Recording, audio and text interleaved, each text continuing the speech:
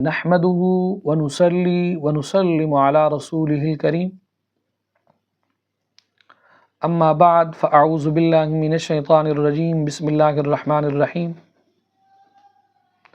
قال الله تبارك وتعالى في القرآن المجيد تلك أمة قد خلت لها ما كسبت ولكم ما كسبتم ولا تسألون عما كانوا يعملون صدق الله العظيم۔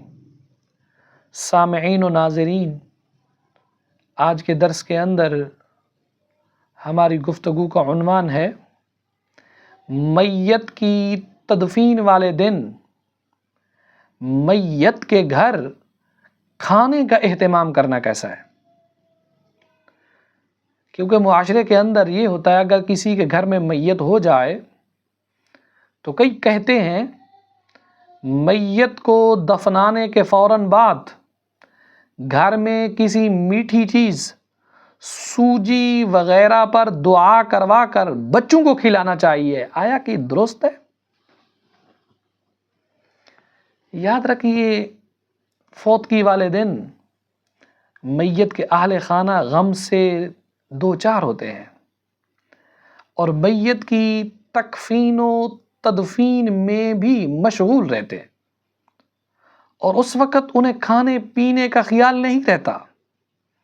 فطرتی عمل ہے، اس لیے کہ میت کے رشتہ داروں اور پڑوسیوں کے لیے مستحب یہ ہے کہ وہ میت کے اہل خانہ کے لیے، مہمانوں کے لیے نہیں، میت کے اہل خانہ کے لیے ایک دن کے کھانے کا اہتمام کریں اور انہیں اصرار کر کے کھلائیں، کیونکہ ایسے وقت میں رسول اللہ صلی اللہ تعالی علیہ وسلم نے میت کے اہل خانہ کی دل جوئی کا حکم ارشاد فرمایا ہے۔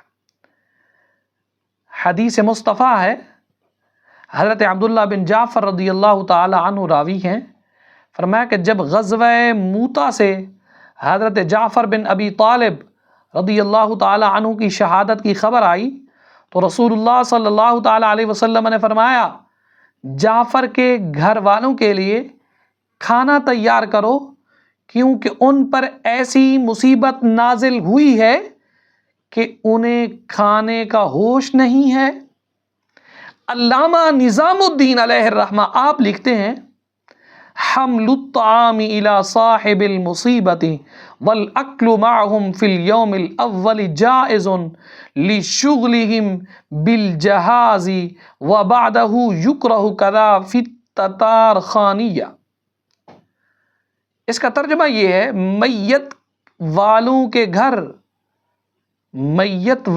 گھر پہلے دن کھانا لے جانا اور ان کے ساتھ مل کر کھانا یہ جائز ہے، کیونکہ وہ میت کے کفن دفن میں مشغول رہتے ہیں اور اس کے بعد مکروہ ہے، جیسا کہ فتاوی تتار خانیہ میں موجود ہے۔ ہاں، اگر کوئی عزیز رشتہ دار ایصال ثواب کی غرض سے ایسا کرنا چاہے تو درست اور جائز ہے۔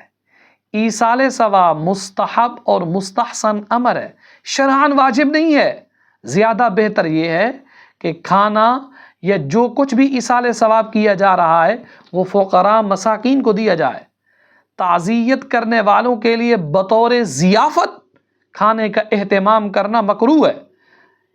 میرے امام سیدی اعلیٰ حضرت فاضل بریلوی رحمۃ اللہ تعالی علیہ نے اس موضوع پر ایک رسالہ جلی الصوت لنہی الدعوت امام موت، یہ پورا ایک رسالہ آپ نے لکھا ہے کسی موت پر دعوت کی ممانعت کا واضح اعلان، اردو میں اس کا معنی ہے، یہ آپ نے پورا رسالہ لکھا ہے جس میں میت کی طرف سے تعزیت کے لیے آنے والوں کی ضیافت کی کراہت اور ممانعت بیان کی گئی ہے۔